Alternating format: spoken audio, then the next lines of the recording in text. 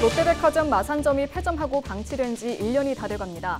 텅 빈 채 관리비만 한 달에 1억 4천만 원이 쓰인다고 하는데요. 도심 속 흉물로 전락하고 있는 롯데백화점 마산점의 활용 방안에 대해 관심이 쏠립니다.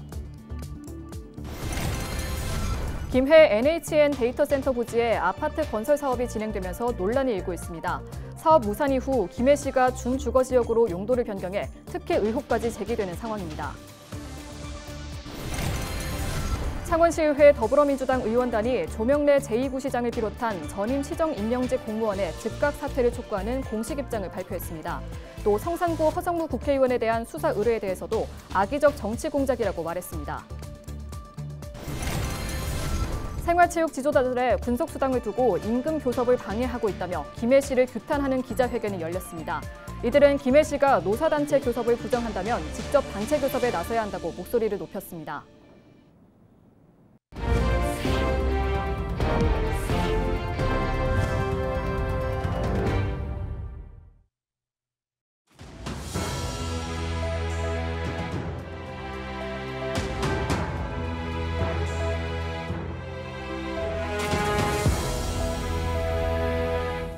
시청자 여러분 안녕하십니까?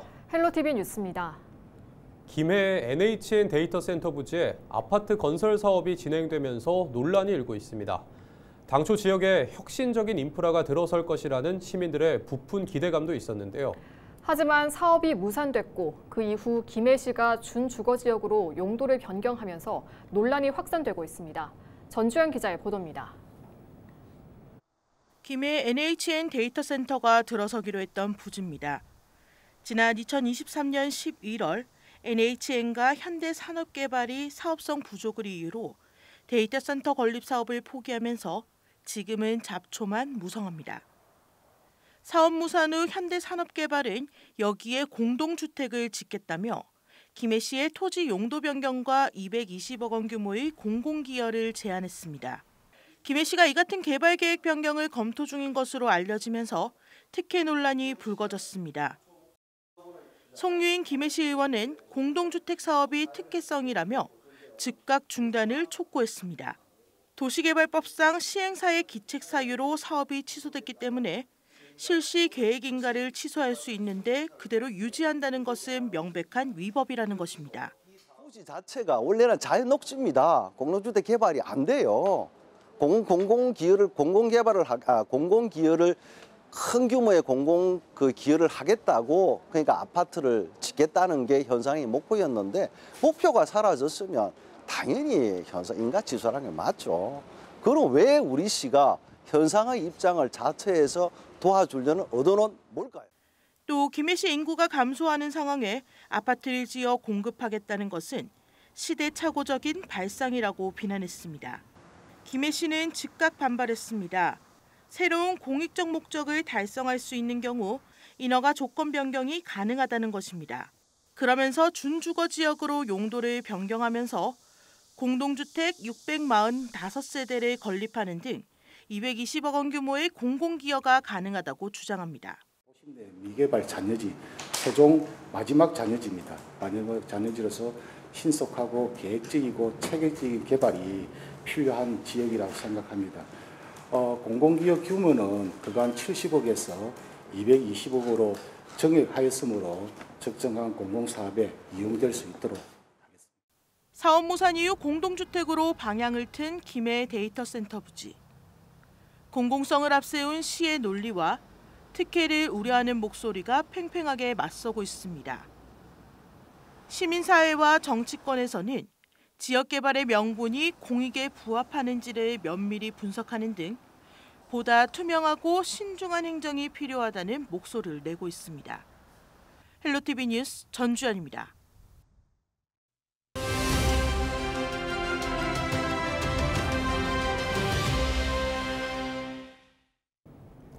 롯데백화점 마산점이 문을 닫고 1년 가까이 방치되고 있습니다. 리모델링비까지 예상되는 매입비만 1,000억 원대. 그동안 이 건물의 활용 방안에 대해서 말이 많았는데요. 자세한 내용 보도국 연결해 짚어보겠습니다. 김수정 기자, 먼저 폐점 1년째인 지금 상황 어떻습니까?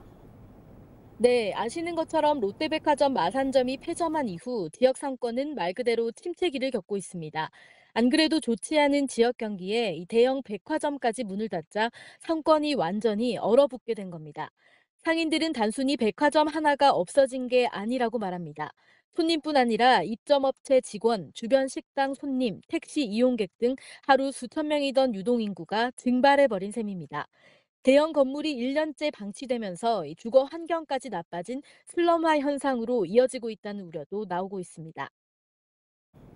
네, 그동안 지역에서는 이 롯데백화점 마산점 건물을 어떻게든 조치해달라는 목소리가 컸는데요. 어떻습니까? 네, 롯데백화점 마산점은 지난 2015년 롯데가 대우백화점을 인수하면서 새로 문을 열었습니다.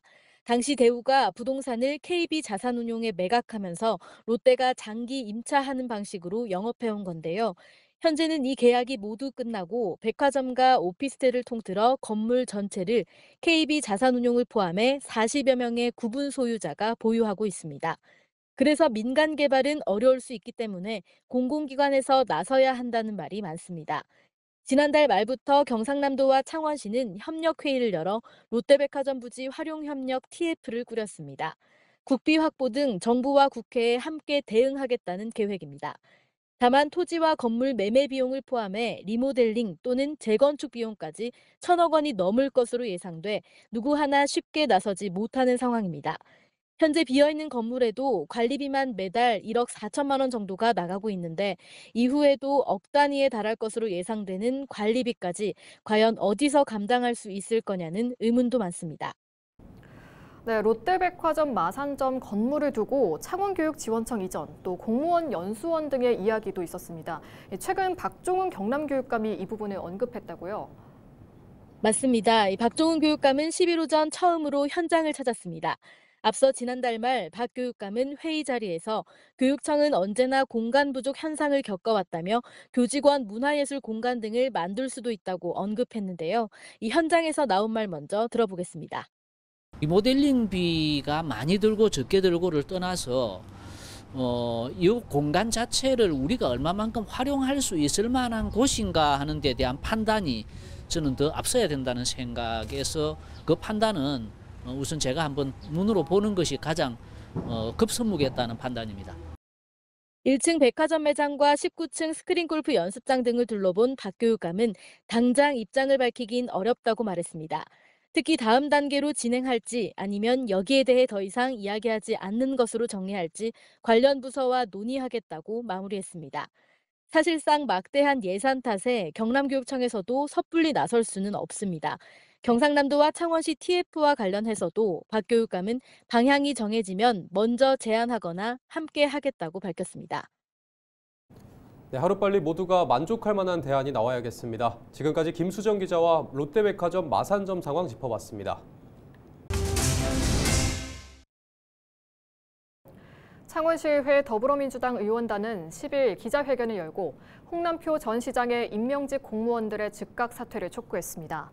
의원단은 정치자금법 위반 혐의로 2차례 검찰 조사를 받은 조명래 제2부시장을 비롯해 이은 정무특보, 신병철 감사관 등 전임 시정 임명직 공무원의 사퇴를 요구했습니다.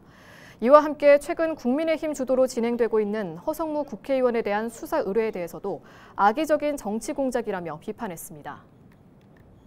생활체육 지도자들의 근속수당을 두고 임금 교섭을 방해하는 김해시를 규탄하는 기자회견이 10일 김해시청에서 열렸습니다.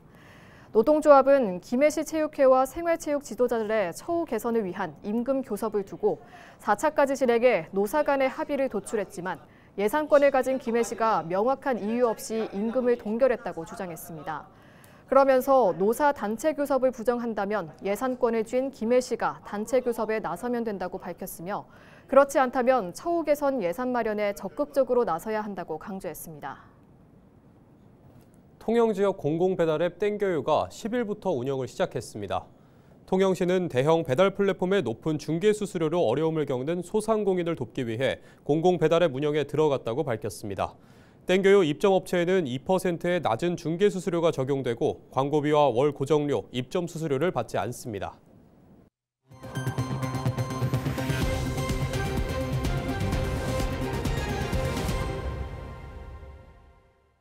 농촌진흥청이 논물을 쉽게 관리할 수 있는 자동화 시스템을 개발했습니다. 물 사용량을 줄이고 노동 시간도 단축하는 효과가 있는 것으로 파악됐습니다. 김남호 기자가 보도합니다.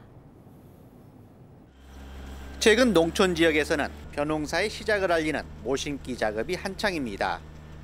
모심기가 마무리되면 벼가 잘 자랄 수 있도록 논물 관리가 필수입니다. 농촌진흥청 관계자들은 농민들이 현장에 가지 않아도 논물을 유지할 수 있도록 자동 물고 시스템을 개발해 농가에 보급하고 있습니다. 원하는 물 높이를 설정하면 자동으로 밸브가 열고 닫히며 물을 관리하는 시스템입니다. 농민들이 논물 관리로 이제 노동 시간을 좀 많이 소비하고 계신데 단순형 자동 물고 같은 경우에는 논물 관리 자동화라는 그런 핵심 기능만 남기게 하고 그리고 불필요한 기능을 다 제외함으로써 농민들이 편리하게 스위치 조작만으로 물고를 개폐하고 또 자동으로 물 관리를 할 수 있는 게 특징이라고 할 수 있겠습니다. 물 사용량은 68%가량 줄고 노동 시간은 79%가량 단축되는 것으로 파악됐습니다. 물을 관리하기 위해 수시로 직접 논에 나가야 했던 농민들도 손쉽게 물 관리를 할 수 있게 됐습니다. 하루에 많게는 1번에서 2번, 한 달에는 10번에서 20번 정도 왔다 갔다 해야 됐습니다. 그래서 일이 참 번거롭기도 했고 많은 시간을 뺏기면서 힘들었었습니다. 지나가면서 확인 정도만 해도 되고 그리고 가장 좋은 점은 논의 물 관리가 지속적으로 되면서 잡초 방제가 어느 정도 되는 것 같아서 가장 좋다고 생각합니다. 태양열을 이용해 전기료가 들지 않도록 하면서 유지비 부담도 적은 단순형 자동물고, 농가의 논물 관리 부담을 줄이면서 농업 자동화 시스템도 한 단계 업그레이드되고 있습니다. 헬로티비 뉴스 김나호입니다. 대한민국 민주주의 전당이 10일부터 시범 운영에 돌입했습니다. 민주화 운동의 역사와 정신을 계승하기 위한 민주주의 전당은 민주홀, 전시실, 도서관 등 다양한 복합 문화 공간을 갖췄습니다.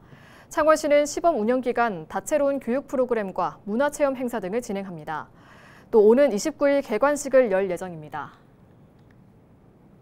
10일 오전 9시 30분쯤 창원시 마산 하포구 자산동 인근 도로에서 가로 30cm, 깊이 150cm가량의 땅꺼짐 현상이 발생했습니다. 다행히 땅꺼짐으로 인한 인명과 재산 피해는 없는 것으로 알려졌습니다. 창원시와 마산 하포구청은 도로 양방향을 곧 통제하고 복구 작업을 진행했습니다. 10일 거창군 실버레포츠타운에서 제33회 경상남도 의용소방대 소방기술 경연대회가 성황리에 열렸습니다. 대회에는 도내 18개 소방서에 소속된 451개 의용소방대, 9,400여 명의 남녀대원이 참여해 열띤 경쟁을 벌였습니다. 박원수 경남도지사와 구인모 거창군수, 최학범 경남도의회 의장, 서희봉 경남도의회 건설소방위원장 등 2,100여 명이 자리했습니다. 종합순위에서 진주시가 1위를, 2위 남해군, 3위 고성군이 각각 차지했습니다. 이날 종목별 우승대원은 오는 6월 열릴 예정인 전국의용소방대 소방기술 경연대회에 경상남도 대표로 출전합니다. 경상남도가 두레하우스 사업의 하나로 올해 독립유공자 유족의 주거 환경을 개선했습니다. 박완수 경남도지사와 구인모 거창군수, 박주원 경남도 의원, 박형인 광복회 경남지부장 등은 이날 거창에 있는 독립유공자 유족 박길섭 씨의 집을 찾아 주거 환경 개선 작업을 벌였습니다. 박길섭 씨는 독립유공자 고 박응양 선생의 손자입니다. 박응양 선생은 산청읍 장터에서 일어난 만세운동에 참여하다 순국했으며 지난 1997년 건국훈장 애족장에 추서됐습니다. 경상남도와 경남개발공사는 지난달 두레하우스 사업 협약을 맺고 매년 취약계층의 주거 환경을 개선하기로 약속했습니다. 올해는 박 씨와 함께 독립유공자 고 윤기중 선생의 외손자인 이승순 씨의 집을 개선할 계획입니다. 부산 해운대 해수욕장이 오는 21일 전면 개장됩니다. 올해는 기후변화를 고려해 부분 개장을 없애고 예년보다 열흘 앞당겨 정식 개장하며 폐장도 보름 늦춰 9월 14일까지 연장합니다. 이는 해수욕장 수온이 올라가면서 9월까지 피서객이 몰리면서 안전관리를 위한 조치입니다. 개장 첫날 백사장에는 개장식 대신 치어리딩 공연과 스트레칭, 걷기 체험이 포함된 맨발 걷기 대회가 열립니다. 해운대구는 유튜브 생중계와 함께 다양한 참여 이벤트도 마련할 예정입니다. 이상으로 뉴스를 마칩니다. 시청해주신 여러분 고맙습니다.